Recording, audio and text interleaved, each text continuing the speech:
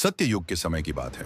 हिमालय के एक पवित्र आश्रम में रहते थे महर्षि गौतम, महान तपस्वी, तेजस्वी और धर्मनिष्ठ।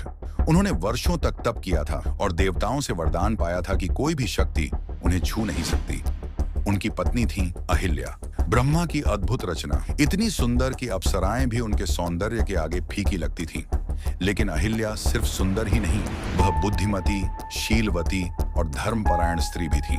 महर्षि गौतम और अहिल्या का जीवन प्रेम, संयम और साधना से भरा हुआ था। आश्रम में सभी उनका आदर करते थे, लेकिन इस पूर्णता को देख एक देवता के भीतर ईर्ष्या और वासना का जन्म हुआ। देवराज इंद्र, स्वर्ग में बैठा इंद्र अहिल्या की चर्चा सुनकर अस्थिर हो गया। इतनी सुंदर नारी एक तपस्वी की पत्नी है, वह मेरे योग्य है, मेरे स्वर्ग की शोभा बने, उसने सोचा। वह बार बार धरती पर उतरता, गौतम के आश्रम के चारों ओर मंडराता। एक दिन उसने देखा, सुबह ब्रह्म मुहूर्त में गौतम नदी में स्नान के लिए निकलते हैं और फिर लंबा समय ध्यान में रहते हैं। इंद्र ने योजना बनाई। अगली भोर गौतम जैसे ही आश्रम से बाहर निकले, इंद्र ने आश्य गौतम का रूप धारण कर लिया। वही जटाएं, वही वस्त्र, वही तेजस्वी मुद्रा, और वह आश्रम में प्रवेश कर गया। अहिल्या, जो ध्यान में बैठी थी, चौंक गई। प्रभु, आप इतनी जल्दी लौट आए? इंद्र मुस्कुराया। आज का ध्यान तो यहीं तुम्हारे पास रहकर करना चाहता हूँ। इंद्र ने उनसे शारीरिक संबंध बनाए और शीघ्र ही वहां से निकल गया, खुश मगर भयभीत। लेकिन गौतम ऋषि सब जान चुके थे। उनकी तपस्या भंग हुई थी और योग बल से उन्होंने सारा दृश्य देख लिया था। जब वे लौटे तो उन्होंने देखा इंद्र उनका रूप छोड़कर आकाश की ओर उड़ रहा है। अहिल्या अपराध बोध से भरी हुई भूमि पर गिर पड़ी। गौतम का चेहरा गुस्से से लाल था। उन्होंने क्रोधित स्वर में कहा, हे इंद्र, तूने धर्म, मर्यादा और विश्वास का उल्लंघन किया है। तू अपने पुरुषत्व से वंचित होगा। तेरा सारा शरीर स्त्रियों के लज्जा अंगों से भर जाएगा।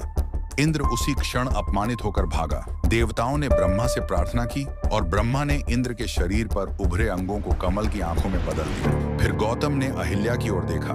तू पत्थर बन जाएगी। जब तक सच्चा धर्म और करुणा इस धरती पर न आए, तब तक तुझे मुक्ति नहीं मिलेगी। जब रघुकुल का कोई तेजस्वी पुरुष इस भूमि पर कदम रखेगा और तुझे अपने चरणों से स्पर्श करेगा, तभी तू फिर स्त्री रूप में जागेगी। अहिल्या रो पड़ी।